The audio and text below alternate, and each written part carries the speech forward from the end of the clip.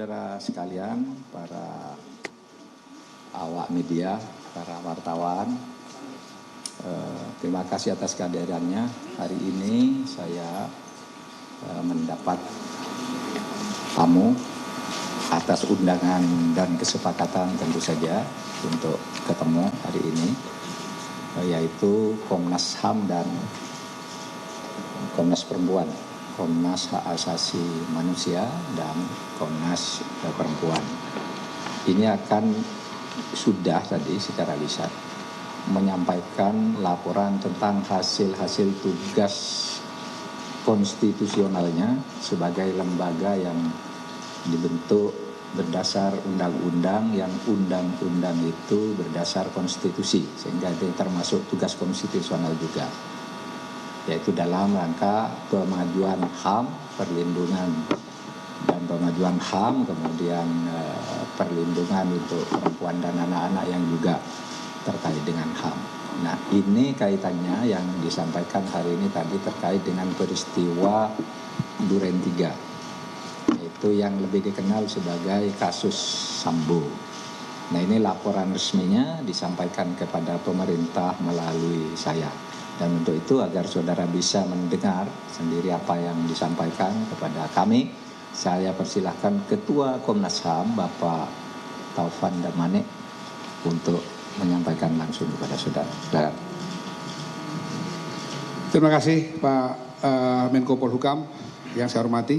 Assalamualaikum warahmatullahi wabarakatuh. Selamat pagi, salam sejahtera bagi kita semua. Kami tentu saja mengucapkan terima kasih kepada Bapak Menko mewakili pemerintah Republik Indonesia karena sesuai dengan Undang-Undang 39/1999 untuk isu-isu atau kasus-kasus hak asasi manusia tertentu yang diselidiki oleh Komnas HAM, memang ada kewajiban dalam undang-undang tersebut untuk kami menyerahkan laporan kepada Presiden Republik Indonesia, dalam hal ini diwakili oleh Bapak Menko, dan nanti juga kepada DPR RI.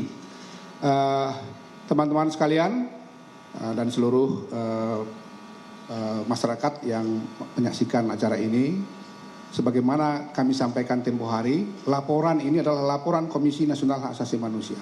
Dalam beberapa isu tertentu kami memang meminta bantuan kepada Komnas Perempuan untuk memperkuat laporan kami.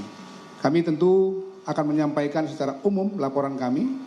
Yang pertama, dari seluruh penelusuran, investigasi, pengumpulan fakta, data, permintaan keterangan yang sudah kami lakukan beberapa waktu terakhir, kami berkesimpulan, pertama, bahwa telah terjadi extrajudicial killing yang dilakukan oleh dalam hal ini Saudara FS terhadap almarhum Brigadir Joshua.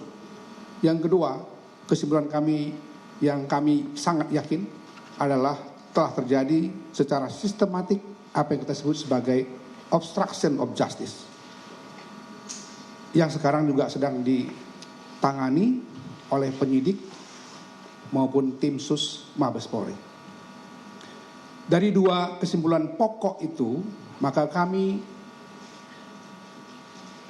percaya pengenaan pasal 340 yang dilakukan oleh penyidik itu dikunci oleh dua kesimpulan ini. Artinya terduga yang sebentar lagi mungkin akan maju ke pengadilan, kami berharap melalui prinsip fair trial, majelis hakim bisa memberikan hukuman yang seberat-beratnya, itu yang setimpal kepada apa yang dilakukan sebagai satu tindak pidana. Itu kesimpulan kami. Selanjutnya, karena kami harus memberikan rekomendasi kepada pemerintah Republik Indonesia, kami menyampaikan ada 5 rekomendasi kami kepada Bapak Presiden atau pemerintah Republik Indonesia. Yang pertama, kami meminta untuk melakukan pengawasan atau audit kinerja dan kultur kerja di Kepolisian Republik Indonesia untuk memastikan tidak terjadinya penyiksaan, kekerasan atau pelanggaran hak asasi manusia lainnya. Kami sebutkan ini tidak semata-mata berangkat dari kasus Brigadir Joshua, tetapi juga dari data-data pengaduan atau kasus-kasus yang kami tangani selama ini, terutama dalam 5 tahun periode di bawah kepemimpinan kami. Kedua, Kami meminta kepada Bapak Presiden untuk memerintahkan Kapolri untuk menyusun suatu mekanisme pencegahan dan pengawasan berkala terkait penanganan kasus kekerasan, penyiksaan atau pelanggaran HAM lainnya yang dilakukan oleh anggota Polri.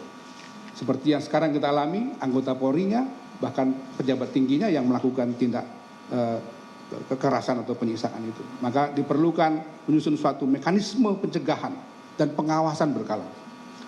Yang ketiga, melakukan pengawasan bersama dengan Komisi Nasional Hak Asasi Manusia terhadap berbagai kasus-kasus kekerasan, penyiksaan atau pelanggaran hak asasi manusia lainnya yang dilakukan oleh anggota Polri. Jadi perlu ada mekanisme yang bersama antara pihak polisi dengan Komnas HAM. Keempat, mempercepat proses pembentukan Direktorat Pelayanan Perempuan dan Anak di Polri. Dan yang terakhir, memastikan infrastruktur untuk pelaksanaan undang-undang tindak pidana kekerasan seksual, termasuk kesiapan kelembagaan dan ketersediaan peraturan pelaksanaannya. Kita tahu ini undang-undang baru yang diputuskan pada tahun ini masih membutuhkan kelengkapan infrastrukturnya. Karena itu kami berharap pemerintah Republik Indonesia memastikan penyiapan infrastruktur dan peraturan pelaksanaan dari Undang-Undang TPKS yang merupakan hasil perjuangan dari begitu banyak aktivis hak asasi manusia, terutama aktivis perempuan. Terima kasih sekali lagi kepada Bapak Menko Polhukam yang selama ini sudah bekerja sama dengan kami, berkoordinasi dengan sangat baik, sehingga kemudian kita bisa menyelesaikan tugas-tugas penyidikan pemantauan sebagaimana amanat Undang-Undang 39/1999. Assalamualaikum warahmatullahi wabarakatuh. Selamat siang, salam sejahtera bagi kita semua.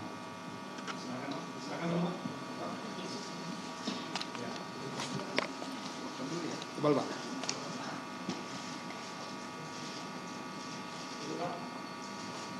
Bang, hadap sini, Pak. Terima kasih.